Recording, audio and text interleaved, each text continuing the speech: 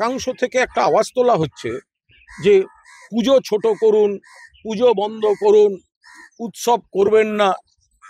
এই যে একটা ক্যাম্পেন, আমি এদের অনুরোধ করব, দেখুন, পুজো এবং উৎসব, উৎসব মানে শুধু এরম ব্যাপার নয় যে উৎসব বলতে যে একটা বিরাট বাহুল্য, উৎসব বলতে আমরা কয়েকজন নাচানাচি করছি, ব্যাপারটা উৎসব তা নয়।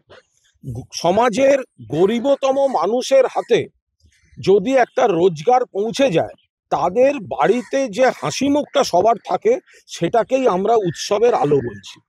এবার সেই জায়গায় দাঁড়িয়ে পুজো মানে এই যে মৃৎশিল্পীদের একটা এত বড় একটা কর্মকাণ্ড চলে, এতগুলি পরিবার, পাশাপাশি আপনি যদি ধরেন ডেকোরেটর থেকে শুরু করে লাইটম্যান থেকে প্রতিমাকে যারা সাজাবেন, সেই কুটির শিল্প, হস্তশিল্প থেকে শুরু করে এই গোটা বিষয়টা, এমনকি যখন মানুষ ঠাকুর দেখতে বেরোন, আপনি বলছেন বেরোবেন না, আমি বলছি দয়া করে মনে রাখবেন, ফুটপাতের দুধারে এমন অসংখ্য বিক্রেতা ছোটদের জন্য বেলুন, খেলনা, নানা রকম মণিহারি জিনিস নিয়ে বসে থাকেন।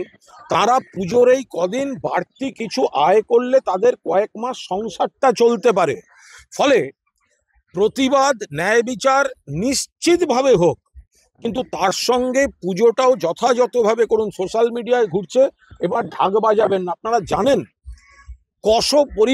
হাজার পরিবার গ্রাম থেকে পুজোর সময় কলকাতায় শুধু ঢাক বাজাতে আসেন, অন্য সময় তারা হয়তো কৃষি কাজ করেন, তারা ঢাকটা বাজাতে আসেন। এই কদিন কলকাতায় থেকে সেই পরিবারগুলির একটা রোজগার হয়।